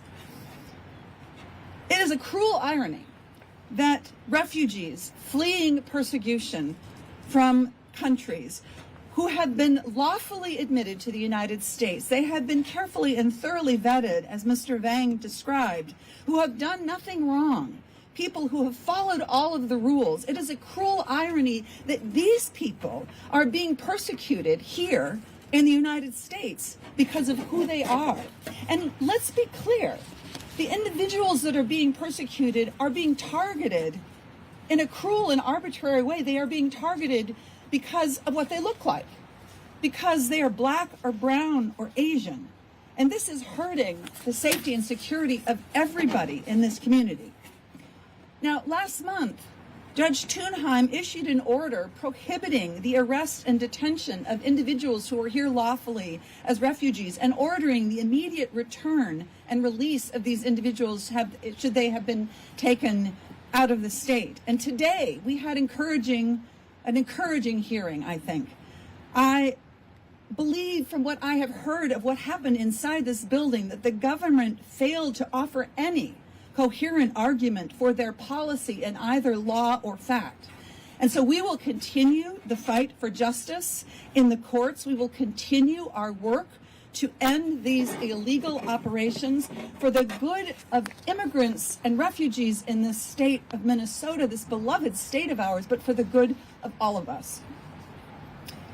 I want to just add one point that I hope will be of interest to everybody here today also, which is that I want people to understand that Senator Klobuchar and I earlier today sent a letter to the Attorney General Bondi, telling the Department of Justice how deeply disappointed we are that they are so far refusing to allow a state cooperative, independent investigation into the killing of Alex Preddy, and urging the federal government to reverse this decision. I know the Representative Omar has been working hard on this as well. This is not directly related to the lawsuit that we have been talking about here today, but I think it's important to this audience, and I wanted you all to know that as well. So thank you very much, everyone.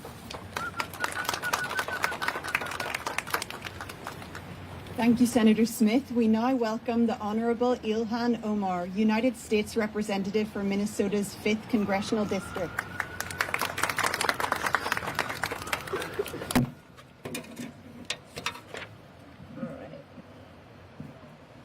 Thank you all so much for being here. I am honored to be here with the Advocates for Human Rights, the International Refugee Assistance Project, and obviously our great Senator Tina Smith, and those who are impacted by Operation Paris. When Operation Paris was announced in January, we knew that USCIS would have a hard time finding fraud. Refugees are among the most vetted people in the entire world.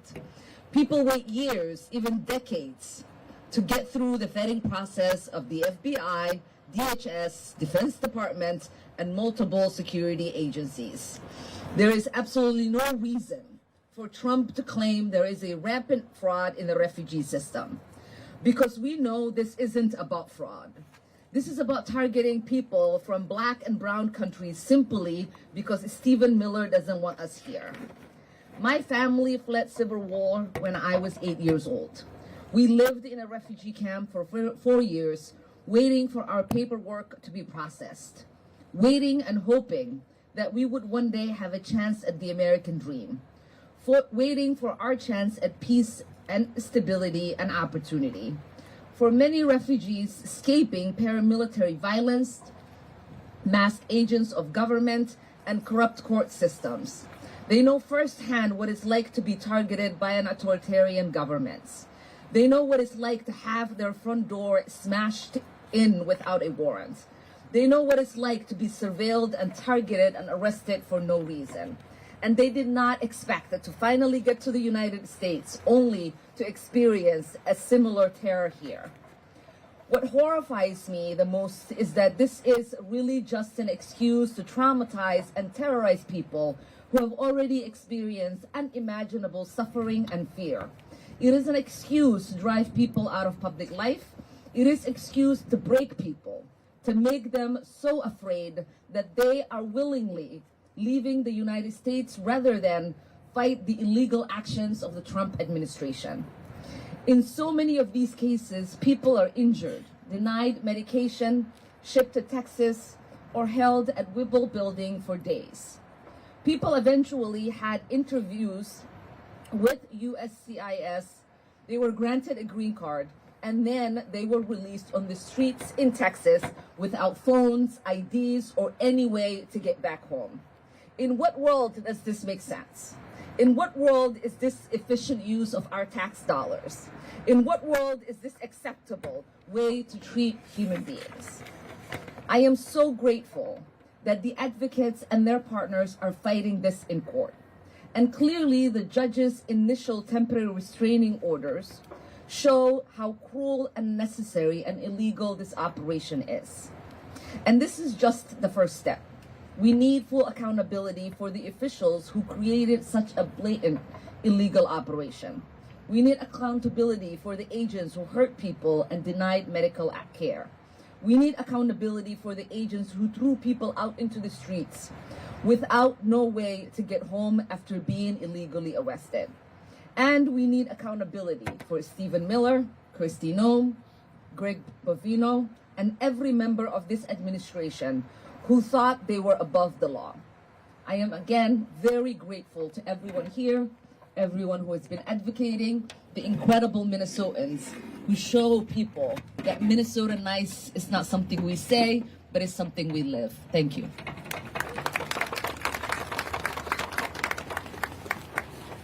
Thank you for those inspiring words, Representative Omar, and thank you to all of our speakers. We now conclude today's prepared remarks and will open the floor to questions from journalists.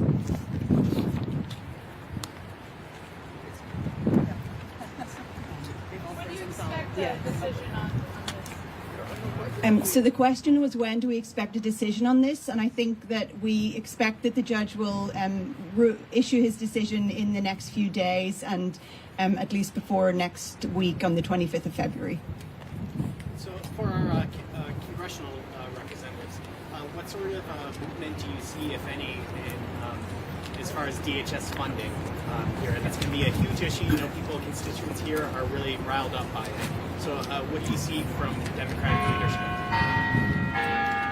Well, so I think first it's important to understand that what we are trying to negotiate with the White House is just a set of very basic guardrails for how federal agents behave in their activities. And the easiest way to explain it is to say that they would be the guardrails that you would expect to see from any local police department.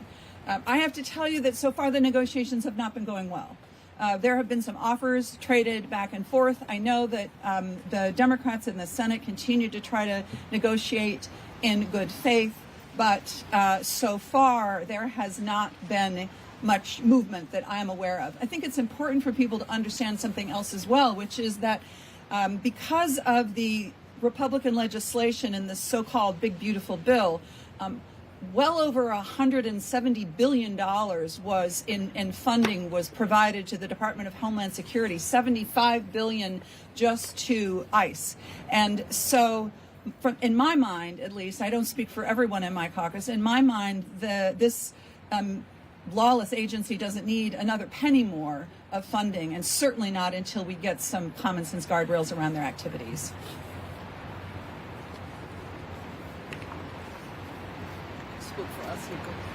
Can I just follow up since someone else has a question? What does Democratic leadership say when you bring that up to them? You know, many of your constituents who lived through this on the ground here would probably agree with you, but Democratic leadership is asking for what seem like 3 very basic reforms for an organization that doesn't appear to be following rules that are in place right now. Well, that's exactly right. And that's why I think part of what we need to see here is not only basically a restatement of what the law should already provide, but some mechanism for enforcement in these rules, some consequence if the department doesn't follow those rules. And we know how to do this. We have done this with police departments around the country who have not succeeded in, have failed to follow those rules. And so I think it's a great point, and it's something more that we need to look at. And just one more thing. My view of this is that we need to take this department, ICE and Customs and Border Patrol, we need to tear it down to the studs and start over. I think there is a rottenness to this agency that can't be solved by some simple guardrails around their behavior. But we need to start somewhere, and I'm looking to minimize the harm that could be done. Yeah. I concur the senator. It's not 3 demands, but it's 10. And I think that will create a significant improvement if we are able to stick to those and are successful in winning. It is because of our constituents and their willingness and desire to speak up about what they're seeing that a lot of the Democratic caucus, both in the Senate and in the House, have been moved. When the field hearing ended here earlier in January, and we went back, I was able to lead the Progressive Caucus in putting out an official statement saying they were not going to vote for a DHS appropriations bill unless there were some accountability and transparency measures. The House Democratic Caucus automatically accepted that demand and joined us. And so did swiftly our counterparts in the Senate. And so I do feel as Democrats we are united in this effort to say that this agency ultimately is behaving in an unlawful way. And without it being brought in, there is no way that we can, with any conscience, say it is okay for you to continue to have money. And as the senator said, you know, they have that $170 billion extra money that they got, and it is my understanding that they can ultimately fund themselves for the next 10 years without getting appropriations from us. Yeah, so is there any update on the withdrawal of ICE from Minnesota? Obviously, it was announced by Homan a week ago today. There's still a lot of activity happening, albeit a little more quietly out in the suburbs, in particular, outstate Minnesota. Has there been any sort of update, commitment that they will in fact be withdrawn completely? Because as of yet, they are still very much active in Minnesota. Yeah. Well, so I'll believe it when I see it. I continue to hear reports from the Director Homan and others that they are drawing down agents, and at the same time I continue to hear many reports, as I'm sure Representative Omar does and folks standing behind me, of activity in the in communities. And I think it's much as you say, that the activity is maybe migrated out to the suburbs and to small towns and rural communities. I was just speaking to somebody today who was talking about the high visibility presence of ICE in Austin and Albert Lee is just one example. So we are not there yet, and we need to continue to press them to get out of town. Is there any communication with Governor Walz about if he's heard any update, any pressure putting on Homan and DHS? I mean, I'll just say I spoke with Governor Walz last night about this, and I think that my comments would, mirrored what he said to me last night, but I let him speak for himself. Thank you. I do believe, as much as we have been pressuring, as much as we've been asking for accountability, those of us who represent the state on a federal level, Congresswoman Angie Craig and I are going to Whipple tomorrow to do oversight. I know that our governor continuously is asking for updates, is continuously expressing his frustration in not seeing more of a visible pulling out.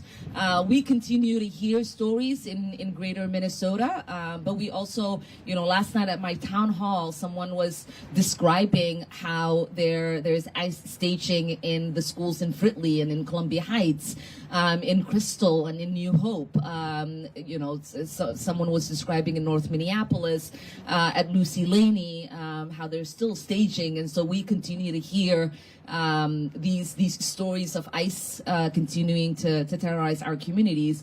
Yes, the visibility of them with their paramilitary fatigue walking up and down our streets might not be there or has not been in the way that it used to be, but we are not comfortable with what we are seeing so far, and unless we go back to having this terror and this occupation fully end, none of us are going to stop talking about it, and none of us are going to stop the pressure.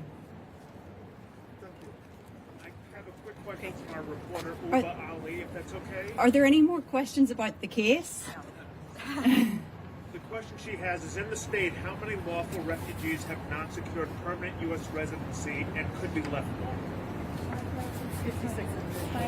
There are 5,600 unadjusted refugees in the state. That was the figure put out by the administration. Approximately 100,000 unadjusted refugees nationwide. And go ahead. Are you all seeing compliance with the TRO so far? Like, has there been any activity targeting refugees since then? Our TRO was successful in getting many dozens of refugees out of detention. And that's why it's important that we get a preliminary injunction that will stay in place throughout the pendency of this litigation and continue to achieve that. That's right. But you haven't seen any examples of agents targeting or arresting refugees since the... I can't speak to any other individual examples. federal implications for those folks? He said 100,000 people might be impacted. If this case moves forward like you hope it does, what will be the implications for those folks? So this case is challenging the detention policy in Minnesota, and it's limited to Minnesota. So if there are any other questions about the case, we're happy to answer those. If not, I think we'll wrap up and let everyone get back inside. It's cold out here. Thank you all so much for joining us today. And please feel free, if you have any follow-up questions, to email media@refugeerights.org. Have a wonderful evening. You just heard a press conference. That was a class action lawsuit that was filed, basically challenging the arrest and detention of Minnesota refugees under Operation Paris. You heard Senator Tina Smith speak and Representative Ilhan Omar speak as well. Yeah, asking for some accountability in the wake of ICE's prolonged presence here in Minnesota. This is what we talked about before. They may say that they're leaving the state, but there's still a lot of pieces to be picked up here. Yeah, Senator Smith was talking about that, how she's still getting reports, and she said, I'll kind of believe ICE's exit when I see it. And Representative Omar kind of dropping that her and Representative Angie Craig will be doing oversight, or at least attempting to do oversight at the Whipple building. We know how that has gone in the past before. Yeah, absolutely, and I'm sure we'll be covering that when that goes down tomorrow. Yes, absolutely. We are going to take a commercial break. When we come back, we are going to be celebrating Black History Month in this month of February. Don't go anywhere.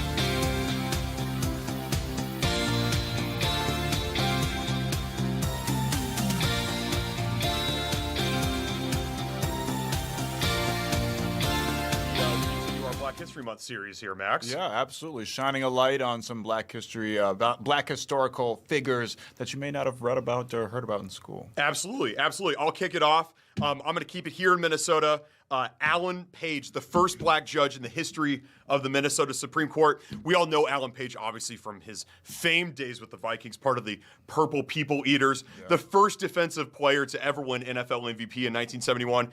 One of 11 Vikings to have appeared in all of their 4 Super Bowl appearances. But the thing I found the most fascinating about Alan Page was that while he was still playing football, he was taking classes at the University of Minnesota Law School. in addition to his NFL career. I mean, that's just like, you don't hear about stuff like that anymore today. No. About people literally taking not just any classes, law school classes. Oh, I'm sorry. Yeah, law school classes while they're playing football. He received a JD degree in 1978. And after graduating, he worked at a Minneapolis-based law firm. He did that at the law firm for 5 years while he was still playing football. Elected to the Minnesota Supreme Court in 1992, like I said, the first black judge ever elected in the Minnesota Supreme Court's history. Re-elected 3 times. In 1998, it was the largest margin of victory to date for a Supreme Court judge in Minnesota history. That's how popular he was with the people. Attended college at the greatest university in the world, Notre Dame. 1966 national champion, College Football Hall of Fame inductee. And so we all think about Alan Page with this storied NFL career, and it is a storied NFL career. It's a tremendous NFL career, one of the greatest Vikings of all time, but had an entire career that is Hall of Fame worthy in the courtroom and outside of the football field as well. I did not know that he was taking classes at Minnesota Law School while playing for the Vikings for 5 years. It's like, that's absolutely incredible. So I tip my hat to Alan Page, and still lives in Minnesota. Still a very proud Minnesota. You see his name pop up every now and then in the Star Tribune or whatever, but did not know that he was taking these aren't just slouch classes, law school classes, while also maintaining an NFL career. Incredible. Incredible. And not just being some scrub on the field. Yeah, right. You know, like one of the Hall of Famer, yes. yes. Great defensive players of all time. Yes. A guy that when I was over in Europe asking people their favorite Vikings was cited maybe second most behind Randy Moss. Yes. Incredibly enduring popular Viking, and it takes a remarkable level of dedication to hone his craft at the NFL level and at the legal level to the point that he becomes a Supreme Court judge. Absolutely. So I tip my hat there to Alan Page. Alan Page, and he's still very active in the community. I know Yes. he's still, like you said, he's still visible. His name is still popping up. Yes. I know he's like a big advocate for reading, big advocate for running. He's still out here making a difference in the community. So Yes, shout out no to doubt. Alan Page, No absolutely. doubt. Yes. Speaking of making a difference in the community, the person that I'm highlighting today is Marsha P. Johnson. One of the great New Yorkers of all time. Yeah, one of the most prominent, LGBTQ plus gay rights, trans rights activists, which is, and at the time, absolutely unprecedented, the amount of dedication that she had to trying to, advocate for trans rights, gay rights, and again, just all, across the LGBTQ plus spectrum. She was also an important advocate for homelessness. Mm-hmm. She housed a lot of queer youth, those affected by HIV and AIDS. She was on the very forefront of that, a pioneer, just an absolutely unbelievable. I wish we could spend 2 hours talking about all her contributions and her amazing, just remarkable life. Born in 1945, I should say, in New Jersey. Marsha was born, male, but always felt, even from a very young age, more comfortable and more like herself in women's clothing. Unfortunately, she was a victim of a sexual assault at a very young age, so she felt like reticent to embrace that side of her. And again, in the 1950s and 60s, it might sound crazy to people right now, especially some of our younger viewers. But gay people's rights and LGBTQ rights, forget about it. It wasn't even a thing. Dancing with a person of the same sex was illegal, let alone cross-dressing, so as they called it back in the day. And so it was difficult for Marsha, because eventually she did kind of, she wasn't able to luckily for all of us, she wasn't going to push that side of herself down for too much longer. She embraced herself. It was difficult for her to find work. She realized that she had to hustle on the streets of New York. She was a sex worker. She begged. There was obviously there's still a huge stigma around sex workers even today, especially back then in the LGBTQ community. There was a lot of stigma about how dangerous it could be. She would be alone with strangers in hotels and cars. Some clients have pulled guns on her. her in the past. She actually even got shot once. Just an absolutely incredible life, and she spent most of that life without a permanent home. She slept in a lot of hotel rooms, restaurants, movie theaters, wherever she could find a roof over her head, essentially. She lived with friends at different times, where, again, hustling, just sex work, waiting tables, working in drag shows, whatever she could do to make a buck, and still became known for her lavish outfits, for her just overly joyous, persona. Everybody said that you almost never saw her without a smile on her face, and she got it all from thrifting, gifts from friends. Again, she's not someone that was rolling in the dough, and she always one of her signature looks was creating a crown of fresh flowers that she always liked to put in her hair. Marsha's life kind of just changed. I mean, maybe not overnight, but basically overnight, being one of the central figures in the Stonewall riots. Of course, for those that don't know, it was a bar, I believe. Stonewall was a bar. Officers came in. Still is. It was a gay bar, and everybody kind of knew that. Officers came in to raid the bar, and the patrons of Stonewall said, "Forget that," and they fought back. There's lots of conflicting stories about how the riots started, but Marsha was right there on the front lines. One story says she started the uprising by throwing a shot glass at the mirror. Another says she climbed on a lamppost and dropped a heavy purse onto a police car, shattering the windshield. And that night, I feel like a lot of, especially a lot of the trans people and young trans people that were there that day, they just felt so, all the gays, lesbians, trans people, they just felt so confined, so discriminated against. So they had nothing to lose. Their backs were against the wall, and they finally said enough is enough. They fought like hell, fought back that night, and it changed, the world. It certainly changed gay rights and the gay rights movement here in the United States. And she was, she continued on with activism. She became way more known in the community ever since then. She helped form the Street Transgender Action Revolutionaries Committee. It was a political organization that provided housing and other forms of support for homeless queer youth and sex workers in Manhattan, food, shelter. It was a 4-bedroom rental home in the East Village. So it's an essential, essential living conditions for the queer youth that maybe were alienated by their family or couldn't work a job because of all the stigma and even laws preventing them from being themselves. Like I said, she was a huge activist when it came to the AIDS early on. Again, for our younger viewers, it might seem like an insane concept, that the stigma, you can't overemphasize what the stigma around the gay community was during the AIDS epidemic. We in the NBA is probably the most famous example. Magic Johnson, that obviously changed everything. You had guys like Karl Malone, who's a despicable human being. We've come to find out now, living up to that mantle, saying, "I don't even want to touch Magic Johnson." That's how people viewed it. These people were effectively like lepers, but not with Marsha. Marsha always had their back, and she was one of those people that was always on the forefront whether it was trans rights, gay rights, lesbian rights, homeless rights. She was always on the forefront, and you can't tell the story of the LGBTQ struggle and history and liberation, if you will, here in America without talking about Marsha. Unfortunately, on July 2nd, 1992, her body was discovered floating in the Hudson River. It was collected by 2 police boats who deposited it on pavement nearby, and then remained there for quite a while, actually, before the city coroner came and got her. There's various explanations that have been offered. The police originally ruled the death a suicide. A lot of people close to her highly doubt that.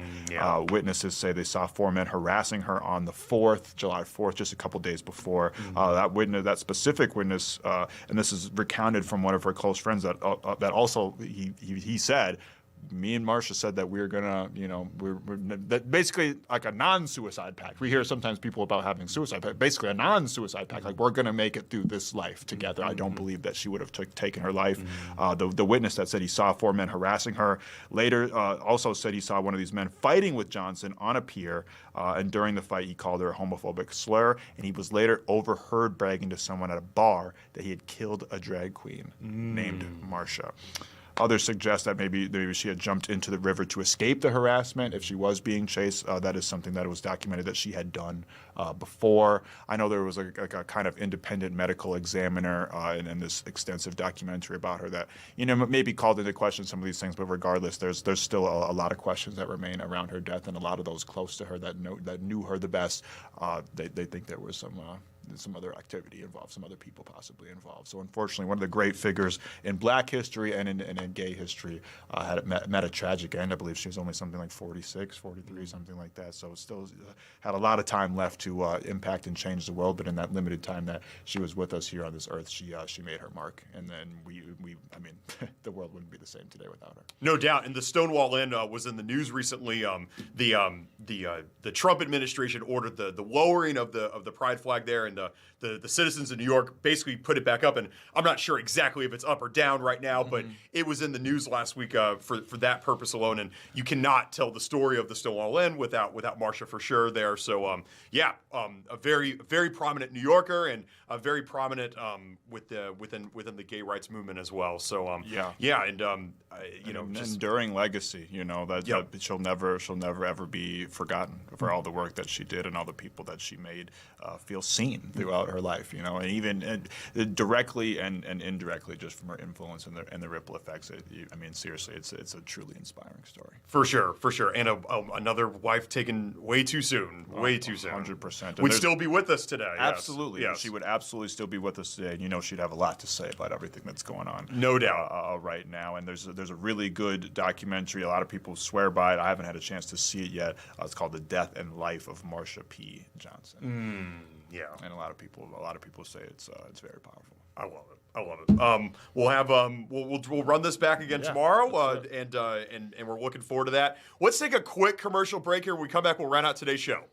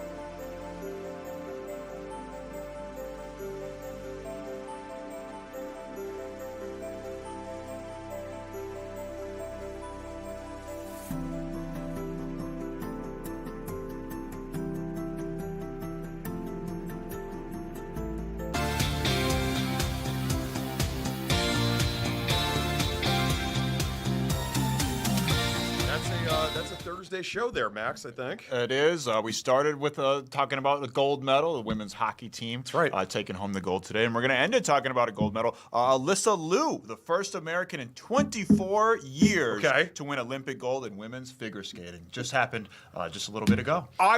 The first in 24 years. The first in 24. I would have lost that. I years. would have lost that bet. Yeah, Really? I That's know. incredible. How crazy is that? That's insane. Yeah, absolutely. So she's taking home gold, and after adding 2 to our gold medal count, after we were talking to Grace earlier, Creeping I up believe there. that I think we were tied with Italy. I believe we're probably second now. Yeah. Total in the gold medal count there. Yeah, I mean she's just awesome. 20 years old. 20 years old, taking home the gold for the women's figure skating team for the USA for the first time in over 2 decades. We're Grace is telling us we're beating Italy now. Beating Italy. What was her name again? Alyssa Liu. I feel like that's a name it's like Michelle Kwa. I feel like it's a name we're going to be hearing a lot of. Yeah. She's only 20 years old. She's only 20 years She's got a old. few more Olympics in her. Yeah, so, right. Yeah, absolutely. She's got a super bright future, and so does the afternoon shift because we'll be back same time, same place tomorrow. That's right. Amy Hockert, Kelsey Carlson.